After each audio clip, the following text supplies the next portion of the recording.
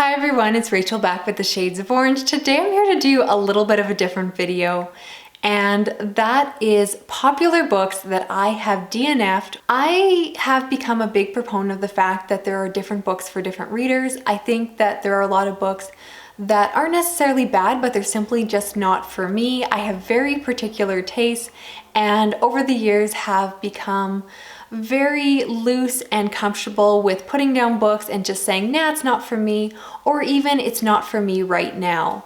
And so I'm going to be talking about some more popular books that you may not know that I have tried reading and have stopped, because I don't include books in my wrap-up videos that I didn't finish. So unless I have completely finished a book, you don't always hear about it, not because I'm scared of negative reviews. I think it's important to have different feedback, but I don't believe it's fair to review a book if I haven't read it in its entirety. And life is way too short for bad books. So if a book isn't working for me, I don't feel bad, I put it down. That being said, the books I'm going to talk about, some of them I'm less interested in trying to read again, but some of them are still kind of tugging at me. So I would like your opinions at the end. Which books should I give another try? Some of these books I would like to read again, I'm just intimidated by. So all that being said, let's actually get into the books. So first I want to talk about a couple horror books. And you might be surprised to know that I have DNF'd House of Leaves by Mark Z. Danielewski. And this is such a famous, iconic horror book that is told in this really unique formatting. You need to read the physical book because there's so much going on the page. It's about like a book within a book, and it's very long. I've gotten it out from my library and I was really determined to read it, but when I got started, I found it to be very dense and dry. The first couple chapters read almost like reading a textbook, and I just struggled so hard to get into it. It was such a long book that I thought, if I'm struggling this early, what am I gonna do? And I did quietly put it down without actually discussing it on my channel. It's one I would like to try revisiting for a few reasons, just because it is so iconic. It's kind of one of those classic horror books that everyone talks about, and I would like to be in on it. And it also is supposed to be quite psychologically scary if you can get really immersed in the story. So I'm open to reading it. I need some encouragement, so let me know if you've read, enjoyed it, and does it get less dry as you go along, because I found the beginning very dry and it just didn't pull me in with some like narrative hook like I typically enjoy in my horror and thriller reads. Another horror book I put down was Hell House by Richard Matheson. I tried reading this back when April from Getting Higgy With It was doing her book club, and I read the first few chapters and it wasn't bad. I just wasn't very interested, so I put it down. I've been so hit or miss with haunted house stories that I don't really give myself a hard time when they don't work for me. However, since then I've read his other book, I Am Legend, and I love that book so much. It made my best of the year list for 2018. So I'm really tempted to go back and try it again. But I don't know if it was just the wrong time or if Hell House just isn't as good as his other one. So again, let me know what you think of Hell House. Is it worth a second chance? And last horror book I want to mention is actually a short story collection, or a collection of short novellas, and that is Strange Weather by Joe Hill. And this is kind of a weird one because I have actually mentioned it a little bit on my channel, because I did read the first story, Snapshot, and absolutely loved it. And then I read one of the other stories called Rain and loved that as well. And the first story was narrated by Will Wheaton, who I adore, and the second story was narrated by Kate Mulgrew, who I also love as a narrator. And then I tried to read the last two novellas in this collection, and it really fell flat for me. I got partway through one and it was just not that interesting. I believe it was the one called Loaded, and I was just dragging my heels to keep going, and eventually I just put it down. So I don't mark that book as read on Goodreads because I didn't finish it. And I'm still tempted to finish it because I'm halfway there. Normally when I DNF a book, I DNF it within like 25 to 50 pages, but I was halfway through and I just lost my motivation. So not sure if I'll go back to that one.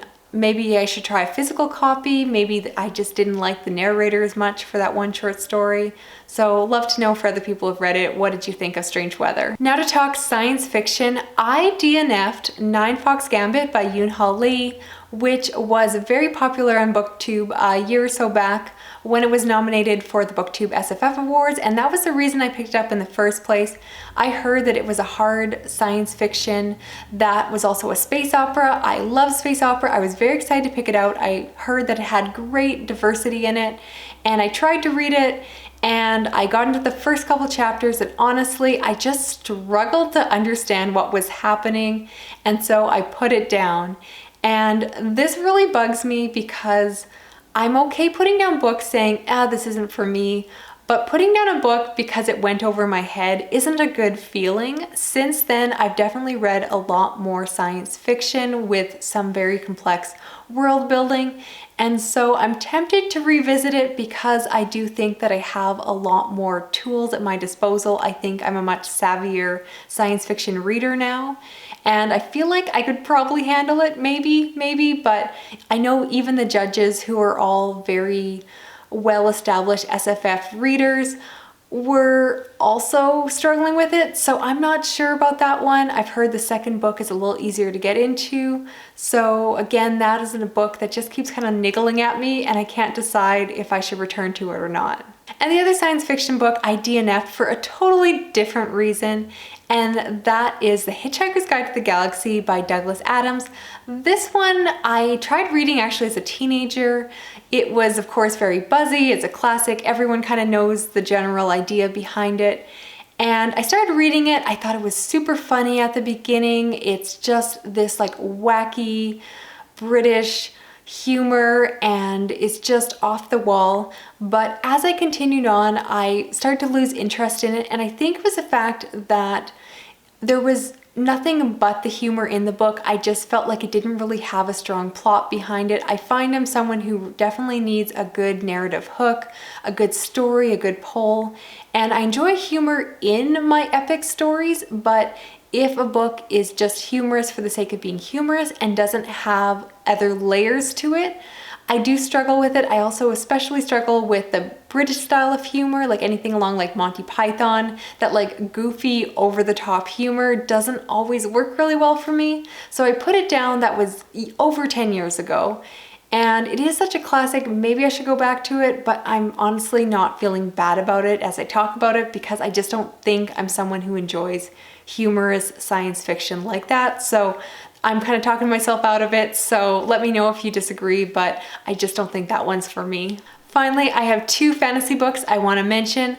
The first one is another big buzzy classic of the genre, and that is The Fellowship of the Rings by J.R.R. Tolkien. I have a feeling that there are other people watching this who have also DNF'd it, and it's one that I picked up because I had it on my shelves. My husband had a copy. He's actually read the whole series despite not being much of a reader, and I of course have watched the movies, really liked them. Thought, you know what, I should just read the books. And I got stuck when I got to the part with Tom Bombadil, which I think is pretty common. I just found it to be very slow moving, and I'm realizing that I don't always love those really classic fantasy stories. I tend to enjoy fantasy that is more grimdark or kind of turns a lot of the tropes on their head. And as a classic, it is very much the story of good people on an epic adventure trying to do a thing, which just doesn't always work really well for me. So that's one I could see myself trying again because I physically own copies of the book. We're not going to get rid of this trilogy. They're beautiful on our shelves, and my husband has read it. But I don't know if I'm ever going to go back to it. I know some people love the series, and I also know a lot of other SFF booktubers who have not been able to read the series either, so I don't feel super bad about that one.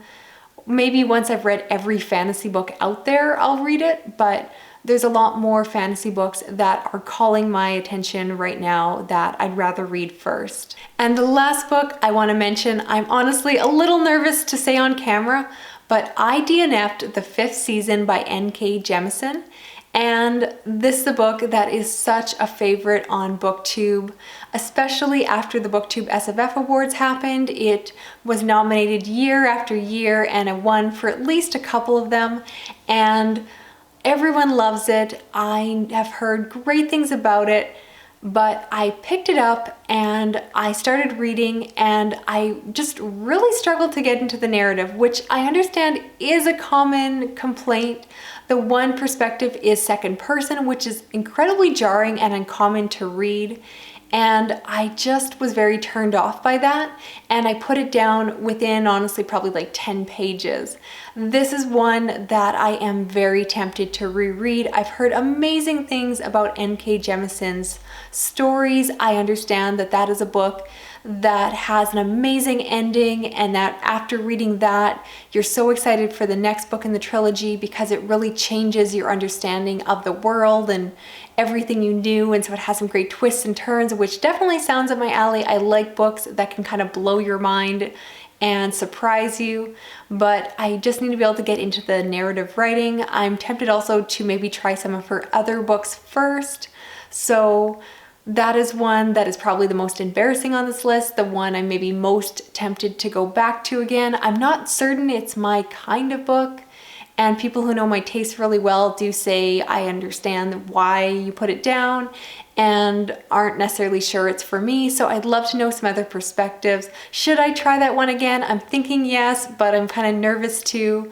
And I probably will only let you guys know if I successfully complete it because it's such a favorite. I think it's a really good book. I think it has some really important, great themes in it, but it's not one that I personally have been able to get into yet, and I want to change that. So those are all the books I wanted to talk about in this video. Certainly I've DNF'd so many other books that I did not mention here, but I wanted to focus on some of the more popular ones, some of the more embarrassing ones, and let you all weigh in. So let me know, of the books I mentioned, which ones do you think are worth a second chance, and which ones are better off left DNF'd. So thank you so much for watching. I will talk to you all again soon.